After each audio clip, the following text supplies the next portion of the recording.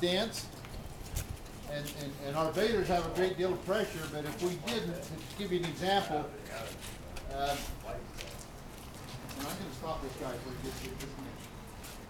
I want to show you one more thing. They make me so and they come back in here, guys.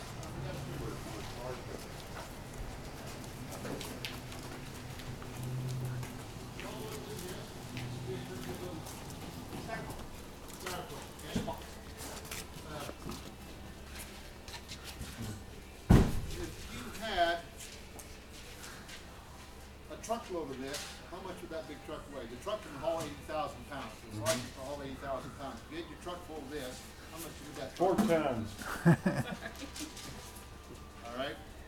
Again, now if you have a way to densify that. No, that's not much. 4 tons. Now just look at the size difference. Now weigh it. Yeah, pass that around. Pass that around. I'm a truck driver. Oh, yeah. Yeah, I used to haul this kind of stuff. Okay, so this machine here was actually invented by Utah State. I don't know if any of your engineering students. This machine you see behind us was actually invented by Utah State. What it does is it takes those styrofoam pieces like that, boxes or whatever, and grinds it up, shoots it up into that bag there, and then it gravity feeds down into this area you see right here.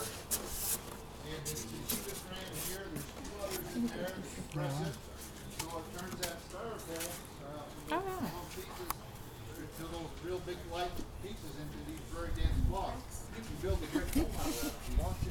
This is my impressed face. But once it's in that form, then we can stack it. We can get it into a truck, so that truck might weigh 3 or 4 tons. Now it's going to be up to your 80,000 pounds if you have it in the form that you can ship it. So I just wanted to show you that that's what a recycling center does. Is it very energy expensive to make these bricks, or? No, you know, we just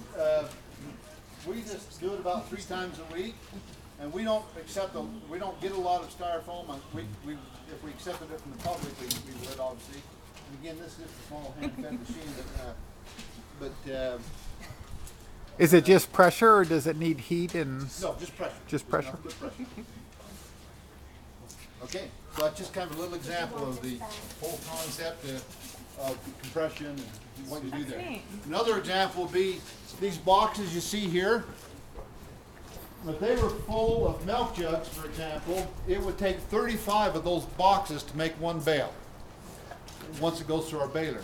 So when we have to accumulate things out here in these boxes until we have enough of them to make a bale, because we don't want to get 3 boxes of milk jugs and put it in the baler and have the baler tied up while we collect, you know, another 30 boxes. So we have to wait till we have 35 boxes, enough to make a bale before we do that. So in these different products, now paper pretty much is 1-to-1, because it's definitely, except for the cereal boxes, it takes 6 or 7 of those to make one bale.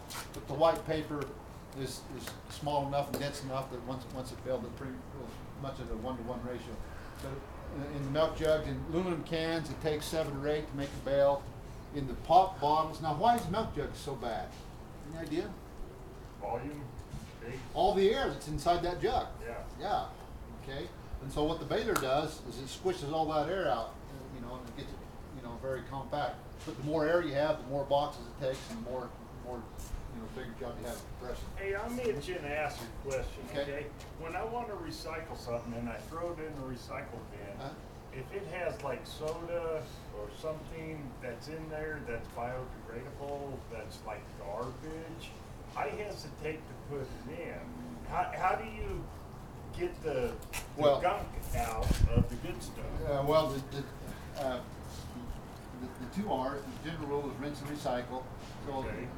normally, you know, if you're at home and you have your containers, you really should rinse them out and throw them in the recycling. It doesn't take much. Just if it's a milk jug, just put a little squirt of water as fast as you do these things, you know, and then throw it in there.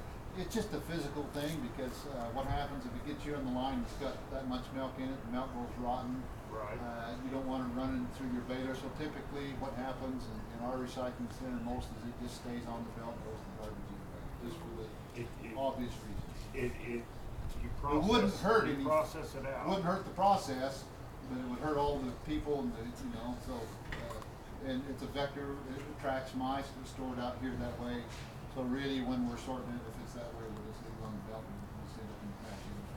One simple thing people can do is remove the tops on all the plastic stuff, because often the tops are different than the main grade container. of plastic, yeah. So your lid and your container, you know, are two different. So again, if you just rinse it, throw your container here, and it really just throw your lid away. Okay, you can see here some of the products that have been baled.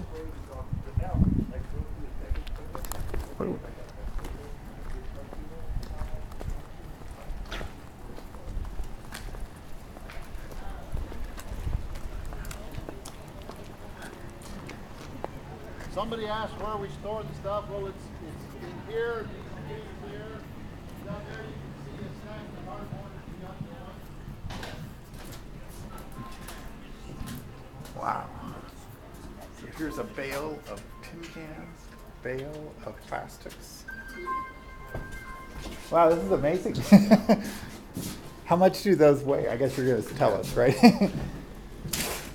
People can crowd in if they want. Now, if we were a city, you could, in most municipal programs and city or county programs, it's just the opposite would be in the school. What do you think it is that we recycle the most of here, being a university, or the same with the school? Cans. Glass. Keep going. Paper. By far. 90% of what we collect here by weight is paper. Because, you know, generally we don't live here. Most of us live somewhere else. So, but in a city, it's just the opposite.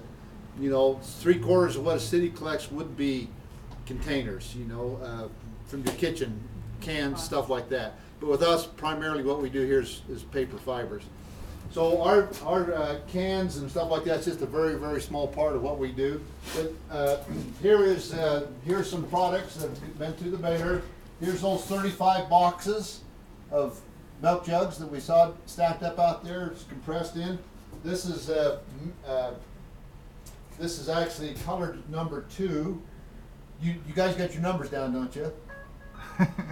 Okay. What number? You know, there's a number on the bottom of your anything you're using. What's a pop jug? What's a clear pop jug? What number is it? Huh? Oh, come on, guys. We're gonna fail the whole class? What do you think? That's the most I common think they're one. ones. One. They're number Yeah. one. Yeah. Okay. What's a milk jug? 2.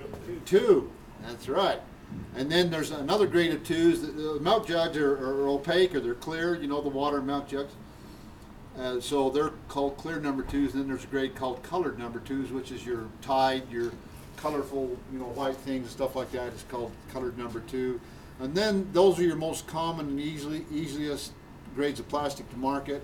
Then you have a whole bunch of others, and they're all got numbers on them. It might be 6 to 7. We separate 1s and 2s, and then we take 3 through 7 and mix them all together.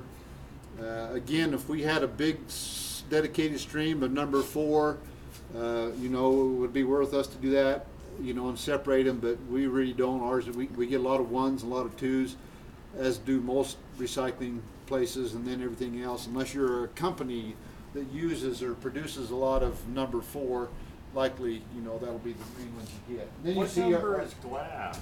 it's glass, and we'll Separate, talk about that yeah. in just a minute. Okay. It's not a number. Okay, then you see the aluminum cans there, and then behind it's pop. Now again, all those bales will weigh differently. The containers weigh a lot less than paper, even though we've got it compacted down to size.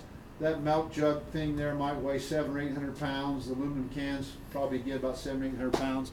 That's compared to some of our paper, for example, magazines. You can imagine how heavy magazines, they'll sometimes weigh 1,700 pounds for each bale. Our white paper is usually around 1,100 pounds a bale. So it just depends on the product that you have. The next door here is the